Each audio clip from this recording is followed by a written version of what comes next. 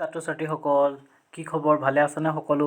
আজি আমি 10মান শ্ৰেণীৰ চ'ৰ্চ অফ এনাৰ্জি মানে শক্তিৰ উৎসসমূহ পাঠটো আলোচনা কৰিবলৈ আহিছোঁ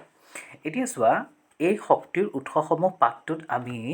কি কৰিম আমি গোটেই শক্তিৰ যিমানখিনি উৎস আছে সেই শক্তিৰ উৎসসমূহৰ বিষয়ে পঢ়িম আৰু সেই শক্তিসমূহৰ পৰা কি কি সুবিধা হয় শক্তিৰ উৎসসমূহৰ পৰা আৰু কি কি অসুবিধা হয় সকলো শক্তিৰ পৰা তোমাৰ কিছুমান সুবিধা আৰু অসুবিধা থাকে সেই গোটেই বস্তুখিনি ইয়াত পাঠটোত ধুনীয়াকৈ আলোচনা কৰিম তোমালোকে আগতে পাই আহিছা যে শক্তিৰ কি হয় শক্তিৰ কেতিয়াও সৃষ্টি নহয় আৰু বিনাশ নহয় শক্তিবোৰ এটা শক্তিৰ পৰা আন এটা শক্তিলৈ ৰূপান্তৰিত হয় শক্তি বিভিন্ন প্ৰকাৰৰ থাকে ধৰি লোৱা তাপ শক্তি আছে পোহৰ শক্তি আছে বিদ্যুৎ শক্তি আছে এইবোৰ একো প্ৰকাৰৰ শক্তি এই শক্তিবোৰ এটা শক্তিৰ পৰা আন এটা শক্তিলৈ ৰূপান্তৰিত হয় তোমালোকে আগতে পাইছা যেনেকৈ আমি ওপৰৰ পৰা যদি তোমাৰ শিল এটা পেলাই দিওঁ শিলটো যেতিয়া মাটিত পৰিব তেতিয়া কি হ'ব প্ৰথমটো স্থিতি শক্তি থাকিব তাৰ পৰা গতি শক্তিলৈ ৰূপান্তৰিত হ'ব আৰু যেতিয়া তোমাৰ শিলটো মাটিত পৰিব তাৰ পৰা তোমাৰ শব্দ ওলাব সেইটো শব্দ শক্তিলৈ ৰূপান্তৰিত হ'ল হয় নাই এতিয়া এইবিলাক শক্তি হয় ঠিক আছে এতিয়া আমাৰ এই পাঠটোত আমি এতিয়া চ'ৰ্চ অফ শক্তিৰ উৎসসমূহৰ বিষয়ে আলোচনা কৰিব ঠিক আছে এতিয়া চোৱা শক্তিৰ উৎসসমূহ শক্তিৰ উৎসসমূহ বুলিলে কি বুজা শক্তিৰ উৎস কাক বোলেনো শক্তিৰ উৎস হৈছে সেইবোৰ শক্তিৰ উৎস বুলি কোৱা হয় য'ৰ পৰা আমি শক্তি আহৰণ কৰোঁ যেনেকৈ ধৰি লওক খাৰুৱা তেলৰ পৰা আমি কি পাওঁ পেট্ৰল ডিজেল কেৰাচিন হয়নে তাৰ লগতে তোমাৰ প্ৰাকৃতিক গেছো উৎপন্ন হয় এইবিলাকৰ পৰা আকৌ এই পেট্ৰল ডিজেল কেৰাচিন এইবিলাকৰ পৰা কি পাওঁ তাপ পাওঁ আমি পোহৰ বা তাপ দিবৰ কাৰণে এইবোৰ ব্যৱহাৰ কৰোঁ আকৌ কয়লা সিফালে কয়লাৰ পৰা আমি শক্তি পাওঁ চ' কয়লা খাৰুৱা তেল এইবিলাক কি হয় শক্তিৰ উৎস ইফালে পানীৰ পৰা তোমাৰ আমি বিদ্যুৎ শক্তি উৎপন্ন কৰোঁ চ' পানীও হৈছে কি শক্তিৰ উৎস এতিয়া আমি চাম যে শক্তিৰ ভাল উৎস মানেনো কি চোৱা সকলো শক্তিৰ উৎসই ভাল উৎস নহয় কাৰণ কিয় কিছুমান শক্তিৰ পৰা কি হয় তোমাৰ প্ৰদূষণ বহুতখিনি হয় বহুত প্ৰদূষণ হয় কিছুমান শক্তি আকৌ উৎসবিলাকৰ পৰা শক্তি আহৰণ কৰিবলৈ তোমাৰ বহুত মানে তোমাৰ খৰচ বেছি হৈ পৰে তেনেস্থলত তোমাৰ সেইবিলাক তোমাৰ ভাল শক্তিৰ উৎস নহ'ব আৰু এটা কিছুমান এনেকুৱা আছে যিবিলাক তোমাৰ এঠাইৰ পৰা আন ঠাইলৈ পৰিবহণ কৰিবলৈ বহুত প্ৰব্লেম হৈ যায় তেনেস্থলত তোমাৰ শক্তিৰ উৎস সেইটো ভাল শক্তিৰ উৎস বুলি কোৱা নাযাব আৰু ধৰি লোৱা কিছুমান এনেকুৱা আছে সেই যিটো অঞ্চলত সেই বস্তু শক্তিখিনি উৎসটো প্ৰয়োগ কৰিব লাগে সেইখিনি অঞ্চলৰ কাৰণে সেইটো মানে সহজে উপলব্ধ নহয় তেনেস্থলতো সেই শক্তিৰ উৎসটো কি ক'ম আমি সেই অঞ্চলটোৰ কাৰণে ক'ম যে সেই ভাল উৎস নহয় কাৰণ তাৰ আনিবৰ কাৰণে বা তাত সহজে উপলব্ধ নহয় বহুত টকা তোমাক উৎপন্ন কৰিবৰ কাৰণে খৰচ কৰিব লাগে চ' সেইবিলাক ভাল শক্তিৰ উৎস নহয় তোমালোকক দিয়া আছে যে আমি যিমানখিনি কামবিলাক কৰোঁ যিকোনো কাম কৰোঁ চবতে কি হয় আমাক শক্তিৰ প্ৰয়োজন হয় এতিয়া লাইটটো জ্বলাবলৈও শক্তিৰ প্ৰয়োজন হয় গাড়ীখন চলাবলৈও শক্তিৰ প্ৰয়োজন হয়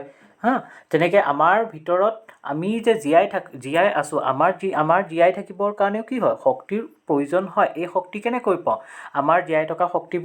শক্তিবোৰ বায়'লজি চেপ্টাৰত তোমালোকে পাইছা যে আমাৰ জীয়াই থকা শক্তিবোৰ আমাৰ খাদ্যৰ যিবিলাক উপাদান থাকে সেইবিলাকৰ দহনৰ ফলত শক্তি উৎপন্ন হয় তেনেকৈ শক্তিৰ বিভিন্ন প্ৰকাৰৰ উৎসৰ পৰা উৎপন্ন হয় এতিয়া চোৱা তোমালোকৰ কিতাপত এইটো দিয়া আছে যে শক্তিৰ উৎসবিলাক আমি যে এতিয়া ক'লোঁ যে শক্তিৰ উৎস ভাল উৎস হ'ব লাগিব এটা শক্তিৰ উৎস ভাল উৎস হয়নে নহয় তাক আমি বিবেচনা কৰিবৰ কাৰণে কিছুমান বস্তু চাব লাগিব যেনেকৈ ধৰি লোৱা আমি প্ৰথম চালোঁ মই যেনেকৈ ক'লোঁ যে এটা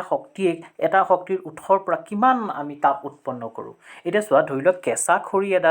কেঁচা খৰি এডালে যিমানখিনি তাপ উৎপন্ন কৰিব তাতকৈ শুকান খৰি এডালে কি কৰিব তাতকৈ বেছি তাপ উৎপন্ন কৰিব হয়নে নহয় আৰু কেঁচা খৰি এডাল জ্বলোতে তোমাৰ যিমান টাইম লাগিব তাতকৈ শুকান খৰি এডাল সোনকালে জ্বলিব আৰু ই বেছি তাপ পোহৰ উৎপন্ন কৰিব চ' তুমি এতিয়া কোৱাচোন কেঁচা খৰি তোমাৰ বেছি ভাল শক্তিৰ উৎস হ'ব নে শুকান খৰিটো বেছি ভাল শক্তিৰ উৎস হ'ব আৰু তাৰপিছত ছেকেণ্ডলি চাব লাগিব যে ই প্ৰদূষণ সৃষ্টি কৰে নেকি কিছুমান শক্তিৰ উৎস আছে যিবিলাকে বহুত বেছি প্ৰদূষণ সৃষ্টি কৰে যেনেকৈ এতিয়া কেঁচা খৰিৰ কথা ক'লে কেঁচা খৰি জ্বলালে কি হয় ধোঁৱাই থাকে বহুত ধোঁৱা ওলাই থাকে তাৰ পৰা কি হ'ব প্ৰদূষণ হ'ব মানে তোমাৰ যোনজন মানুহ তাৰ ওচৰত বহি থাকিব তেওঁ শ্বাস প্ৰশ্বাসৰ বেমাৰ হ'ব পাৰে হয়নে নহয়? সেইটো কাৰণে আমি এইটোও চাব লাগিব যে তাৰ পৰা ধোঁৱা বেছিকৈ ওলায় নেকি। আৰু 3 নম্বৰ কথাটো এইটো দিয়া আছে, যিটো অলপ আগতে মই ক'লোঁ যে এইটো সহজে উপলব্ধ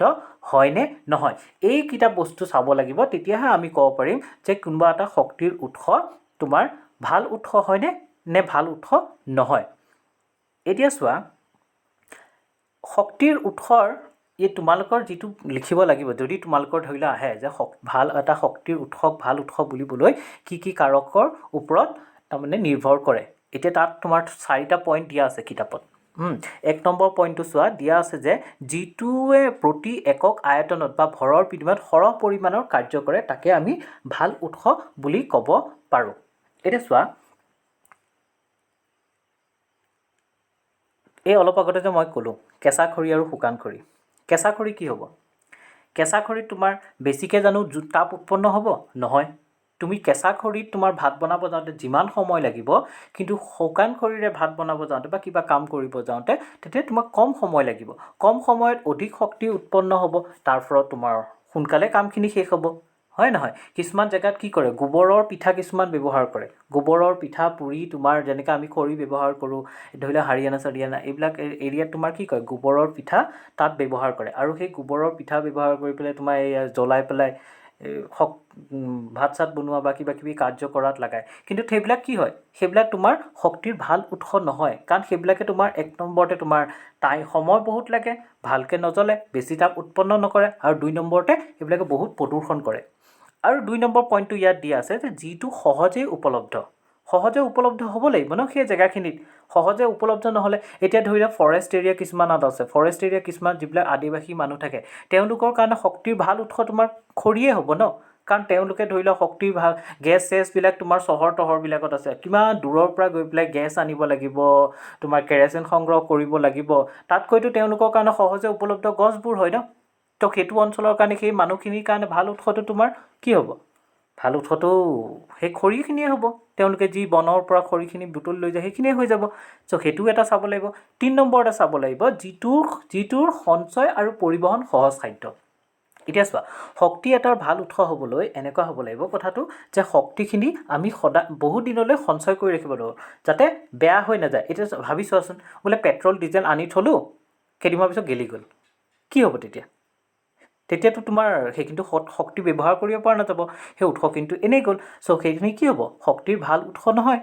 আৰু তাৰোপৰি তোমাৰ সহজে পৰিবহণ কৰিব পৰা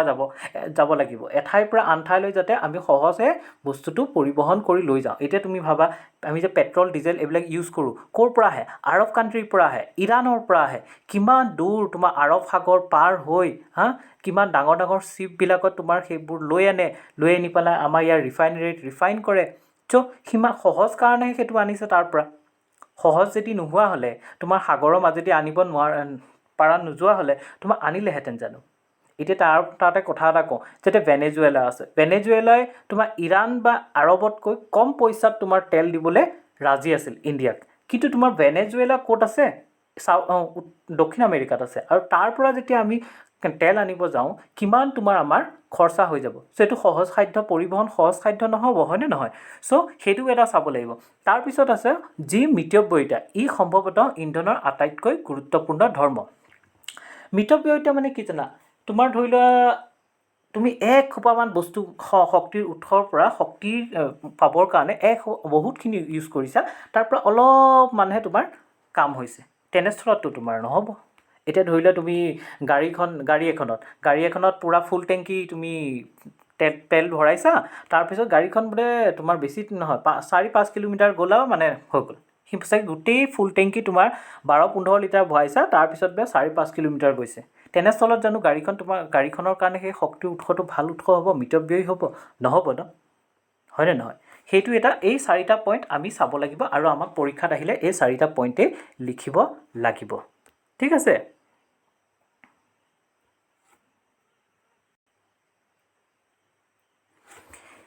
এতিয়া নেক্সট আহিব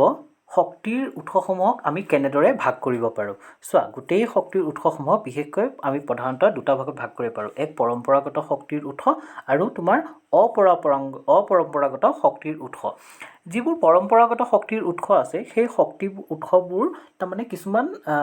সীমাবদ্ধতা আছে যেনেকৈ এই শক্তি উৎসবোৰ তোমাৰ ভাণ্ডাৰ সীমিত বহুত বছৰ বহুত হাজাৰ বছৰ আগৰ পৰাই এই শক্তিবোৰ তোমাৰ উৎপত্তি হৈছিল আৰু এই শক্তিবোৰ আৰু আমি যদি এনেকৈ এতিয়া গতানুগতিকভাৱে যেনেকৈ আমি ব্যৱহাৰ কৰি আছোঁ তেনেকৈ যদি সদায় ব্যৱহাৰ কৰি যাওঁ এই শক্তিবোৰৰ উৎসবোৰ শেষ হৈ যাব ভাণ্ডাৰবোৰ শেষ হৈ যাব আৰু তাৰপিছত আৰু আমি এইখিনি শক্তি ব্যৱহাৰ কৰিব নোৱাৰিম হয় নহয় আৰু এই পৰম্পৰাগত শক্তিৰ উৎসখিনিকে অনবীকৰণযোগ্য শক্তিৰ উৎস মানে non renewable source of energy বুলিও কোৱা হয় চোৱাচোন ইয়াত লিখা আছে যে পুৰণি কালত কাঠখৰিয়েই আছিল তাপ শক্তিৰ আটাইতকৈ প্ৰচলিত উৎস কিন্তু কিছুমান কম সংখ্যক কাৰ্যকলাপৰ বাবে বোৱতী পানী আৰু বতাহৰ শক্তিও ব্যৱহাৰ কৰা হৈছিল কিন্তু আজিকালি যেতিয়া তোমাৰ